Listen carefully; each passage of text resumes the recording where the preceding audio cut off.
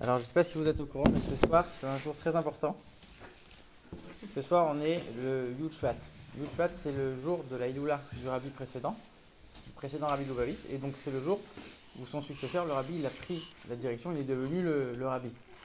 Et donc, cet événement, il nous amène toujours à étudier un certain texte, parce que c'est le texte que le rabbi a prononcé quand il est devenu rabbi. Et il y a un paragraphe dans ce texte sur lequel on va essayer de discuter un petit peu. Ce paragraphe, il traite de l'amour du prochain. Et là-bas, le rabbi nous dit que si on nous demande quelque chose, forcément, on a les forces de le faire. Et donc ça veut dire que non seulement on a les forces de le faire, mais on voit que tout ce que Alors on nous dit même, tout ce que Dieu il nous demande, on nous dit que Dieu il le fait aussi. Alors c'est sûr, c'est pas matériel, mais c'est-à-dire que tout ce que Dieu nous demande, Dieu le fait. Et ça veut dire que si un rabbi nous demande de faire quelque chose, lui aussi il le fait. D'ailleurs, on voit que quand le rabbi demandait d'étudier les 3 chapitres de Rambam ou de faire le Chumash et le Télim du jour, on pourrait dire que le rabbi connaissait très bien, il savait par cœur, il n'avait pas besoin de refaire. Et pourtant, il faisait tous les jours. Quand il nous demande de faire quelque chose, automatiquement, lui aussi, il le fait. Et donc, on nous raconte sur tous les maîtres du chassidisme qui, des histoires sur lesquelles on voit qu'ils avaient un amour du prochain extraordinaire. On nous demande quoi? On nous demande d'aimer un juif de manière infinie. Ve'afta l'ereacha kamocha. On doit aimer son prochain comme soi-même. C'est quoi comme soi-même? Nous-mêmes, on s'aime de manière infinie. Il n'y a pas, il n'y a pas une chose qui va faire en sorte qu'on va s'aimer moins un jour ou un autre. Et on peut faire des choses qui sont pas bien, on peut avoir un mauvais caractère, on peut avoir des défauts, on va s'aimer quoi qu'il. C'est même pas une question. De la même manière, il faut aussi aimer quelqu'un d'autre, son prochain juif, il faut aussi l'aimer sans limite, de manière infinie. Alors, on va revenir sur cette notion, mais les histoires, elles sont les suivantes. On raconte sur l'Admor Azaken que un jour de Kippour, en pleine prière, il a posé son talit, il est sorti de la choule, il a marché dans les rues de la ville, bien sûr, il n'y avait personne. Les seuls juifs à l'époque, le jour de Kippour, il n'y a personne, tout le monde est à la synagogue. Et il se dirige vers la maison d'une jeune femme qui avait accouché. Il va couper du bois, il va faire un feu, il va préparer une soupe, tout ça pendant Kippour. Il va préparer une soupe et il va donner à manger à cette femme. Pourquoi? Parce qu'elle était toute seule. Elle était toute seule, elle venait d'accoucher. On sait qu'une femme qui vient d'accoucher, elle a le statut de quelqu'un de malade, donc pendant Kippour, c'est même pas une question, elle doit manger. Mais il n'y a personne, elle est trop fatiguée, trop faible pour se nourrir elle-même. L'Admor Azaken, il est parti en pleine prière de Yom Kippour, à l'autre bout de la ville, couper du bois, cuire un feu, faire une soupe et donner à manger à cette femme-là. Et on pourrait poser la question, ok, très bien, on aurait très bien pu demander à n'importe qui d'autre de le faire. Pourquoi c'est lui-même qui doit le faire? On nous dit que quand il y a des cas particuliers comme ça, c'est le plus grand de la communauté qui doit le faire. Pour que quand quelqu'un d'autre, il ait un autre cas, un moment, un autre moment, il ne va pas se dire non, moi je suis. Regarde, même l'Admor Zaken, il l'a fait, donc toi aussi tu peux le faire. Comme ça, les autres ne vont pas se retenir. C'est-à-dire que ça, c'est un amour un Avet Israël qui est infini. Je me retiens pas, il n'y a pas de. Je fais tout au maximum. Ensuite, on a le. Ah, magnifique, ils sont venus. Ensuite, on a une histoire sur l'Admor Emsaï. L'Admor Emsaï, il y a quelqu'un qui est venu le voir et qui commence à se plaindre, qui commence un peu à. Il se plaint des choses un peu banales, quoi. L'Admor Emsaï, il lui remonte sa manche, il lui montre son bras, il lui montre qu'il avait toute la peau sur l'os, comme ça. Il lui dit, regarde, à cause de tes bêtises, ce que moi je subis. On ne comprend pas très bien cette histoire. Mais ici, ce qu'on est en train de dire, c'est que chaque action d'un juif, même le juif le plus insignifiant, même le juif le plus loin, on pourrait penser, mais quel rapport entre lui et le rabbi? Lui, il fait des choses qui n'ont rien à voir. Et tu le compares lui avec le rabbi. Il y a même pas de connexion entre les deux. On te dit que non. Même le rabbi, il a une connexion, même avec le juif le plus éloigné. Au point de le ressentir physiquement. Donc ça veut dire que ça aussi, cet amour du prochain, il le pénètre au plus profond de lui-même. La troisième histoire, c'est avec le Tzemar Tzedek, donc encore une fois le successeur. Lui, qu'est-ce qu'il a fait? Encore une fois, il était en train de commencer sa prière. Il s'est arrêté, il a posé son talit et il a été au marché prêter de l'argent à un juif pour qu'il puisse faire sa journée de marché. Il a prêté quelques sous pour qu'il puisse acheter un petit veau et qu'avec ça, il va pouvoir faire sa journée de foire. Alors, au début, il voulait pas, après, il a réfléchi, il dit, mais même si j'attends la fin de la prière et que je lui prête après, Si ça se trouve, il va perdre une demi-journée et il peut pas commencer. Quand il est rentré à la choule pour continuer sa prière, à ce moment-là, l'Admorazaken, qui était déjà parti de ce monde, il lui a apparu. Et il dit, ça fait des mois que j'ai essayé d'avoir cette apparition, je ne l'ai pas eu. Par le fait que j'ai aidé un autre juif, j'ai réussi à atteindre quelque chose d'extraordinaire. Donc encore une fois, il s'est arrêté en pleine prière et il a été voir quelqu'un d'autre.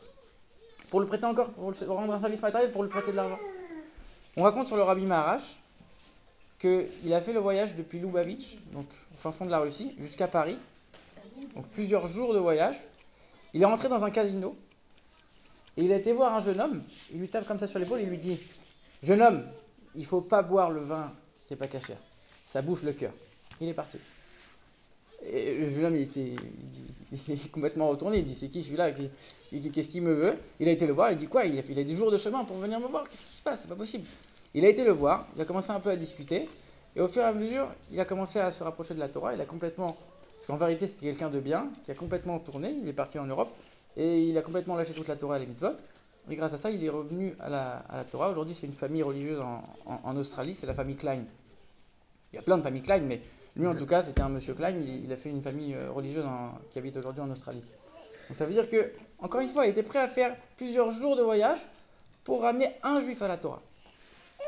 Ensuite, on a une histoire avec le Rabbi Rachab qui, malgré le fait qu'il ne parlait pas beaucoup le russe, il a préféré aller lui-même à Moscou pour annuler un décret contre les juifs, un décret de pogrom contre les juifs, alors qu'il aurait pu demander à quelqu'un de plus compétent, mais il a voulu le faire lui-même, malgré les difficultés, malgré ce que ça impliquait, il a quand même été lui-même.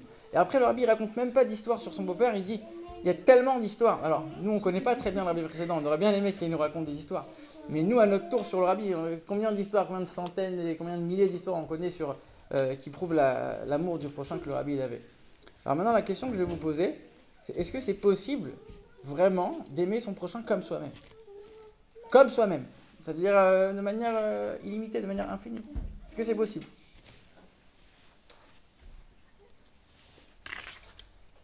Jérémy.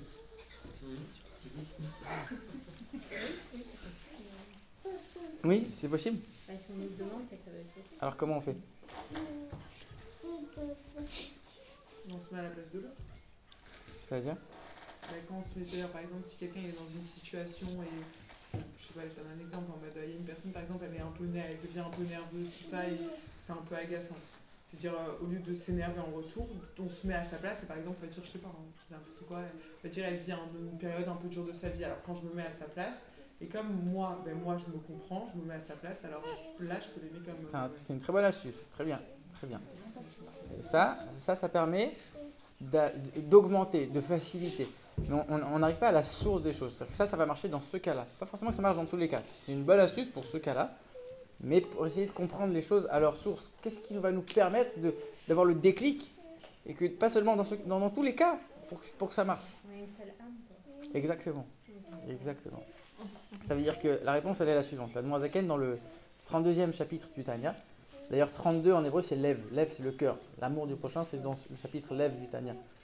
Qu'est-ce qu'il explique? Il dit que quand quelqu'un met l'accent sur tout ce qui est matériel, tout ce qui est le corps, donne de l'importance à son corps, à la parnassa, à l'argent, à lui-même, à tout ce qui est matériel. Quand on regarde matériellement, on a tous un corps différent. Donc là, c'est sûr que tu vas commencer à faire une différence. Il y a moi, il y a lui. Moi, je m'aime plus, lui, je l'aime moins. Et même si j'aime très fort lui, moi, je serai toujours au-dessus. Mais quand on met l'importance et qu'on se concentre beaucoup plus sur les choses spirituelles, les choses qui sont beaucoup plus élevées, on va prendre un petit peu de recul, on va dire: mais attends, ok, on a des corps qui sont différents, mais quand tu regardes les âmes, on a la même âme. En vérité, on sait que le peuple juif, c'est une seule et grande âme, on dit que c'est comme un seul et même corps. On est tous les membres d'un seul et même corps. Ça veut dire que, est-ce que tu vas me dire, la main, elle aime plus l'autre main que le pied ou que la tête? Ça n'a aucun sens, c'est une seule entité. Donc quand tu réalises qu'en vérité, en face de toi, tu n'as pas quelqu'un d'autre, tu as la prolongation de toi-même. Alors ça, il faut le voir. Encore une fois, c'est un travail, c'est pas tout le temps, parce que on aime bien raconter ça, que le Baal Shem Tov, il disait toujours qu'il faut aimer tous les juifs de manière infinie. Et il dit même un juif qu'on n'a jamais vu de sa vie, qui est à l'autre bout du monde. Et nous, on répond au Baal Shem Tov, on lui dit: mais au contraire, c'est beaucoup plus facile d'aimer un juif que tu n'as jamais vu. Tu l'as jamais vu, il va jamais te faire de mal, il va jamais t'embêter. Tu le connais même pas, tu peux très bien l'aimer à l'infini. Mais celui que tu vois tous les jours à la Sina et qui te casse les pieds et que tu as envie d'éclater, lui, c'est beaucoup plus dur de l'aimer. C'est lui, c'est sur lui le travail. Les juifs qui sont loin, les juifs que tu connais pas, c'est facile de les aimer à l'infini. Le juif qui est à côté et qui t'embête et qui t'énerve, c'est lui que tu dois aimer. Mais alors comment on fait pour l'aimer lui aussi à l'infini? Des fois on ne le voit pas. Encore une fois, c'est un travail. Quand on regarde les choses de manière spirituelle, alors on va voir les choses avec des lunettes différentes.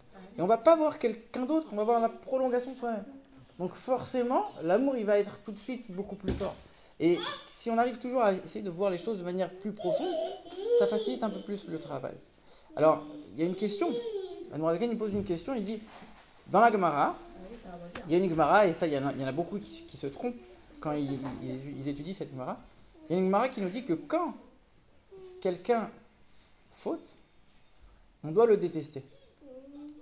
Et il nous dit non seulement il y a une mitzvah de le détester, mais il y a une mitzvah d'aller dire à son maître de le détester aussi.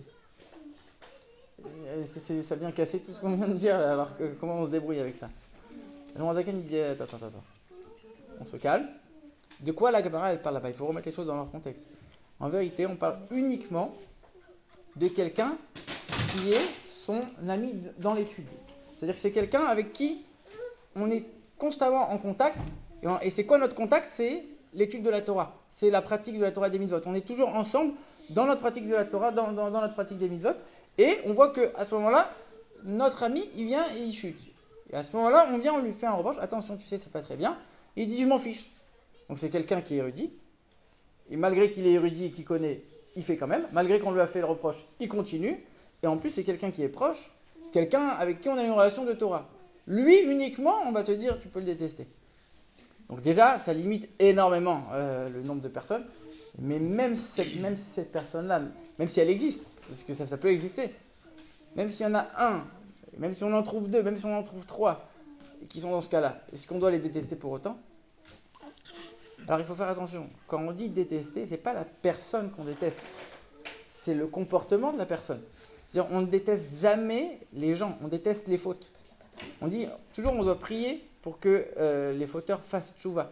C'est-à-dire pour que les fautes disparaissent. C'est pas le fauteur qui doit disparaître, c'est la faute. Lui, il est bien. Lui, il est bien, il a fait quelque chose de pas bien. Ça, d'ailleurs, on le dit toujours quand on parle à un enfant, on ne doit jamais lui dire « t'es méchant, t'es vilain, c'est pas bien ce que tu as fait ». Ça, il faut le dire, c'est pas bien ce que tu as fait. Mais pas « toi, t'es pas bien ». Ça, c'est très, très important de faire la distinction entre les deux parce qu'il y a la personne et il y a son comportement. Donc, même ces gens-là, ces rares personnes qui peuvent rentrer dans cette catégorie de personnes qu'on doit détester, c'est pas eux qu'on doit détester. Eux, c'est qui? C'est des juifs. Ils ont une étincelle de Dieu en eux. L'étincelle de Dieu, il faut l'aimer. Donc, lui, il faut l'aimer. Le comportement, ça, il faut le détester. Donc, il a du bien, il a du mal en lui. Le mal, c'est le comportement. Il faut détester le comportement. La personne, ça, c'est du bien, ça, il faut l'aimer. Donc, le Rabbi, l'Admorazaken, il a complètement renversé l'histoire que même celui qui, on te dit que tu dois le détester, même lui, tu dois l'aimer, tu dois l'aimer encore plus en vérité. Parce qu'il te dit, même si tu n'arrives pas à le rapprocher à la Torah et au mitzvot, qu'est-ce que tu as perdu? Au maximum, tu l'as rapproché. Au minimum, tu as fait Avad Israël, tu as fait une mitzvah. Tu n'as rien perdu d'aimer un juif. C'est ça qu'on dit sur Aaron, qu'on disait que Oef Shalom Verodev Shalom. Non seulement il aime la paix, mais il poursuit la paix. Ça veut dire quoi? C'est quoi la différence? Quelqu'un qui aime la paix, il aime bien. Quelqu'un qui poursuit, il fait en sorte que même dans les situations qui sont compliquées, où il y a des problèmes, il va tout faire pour obtenir la paix. Ça veut dire qu'en vérité, même quelqu'un qui a priori...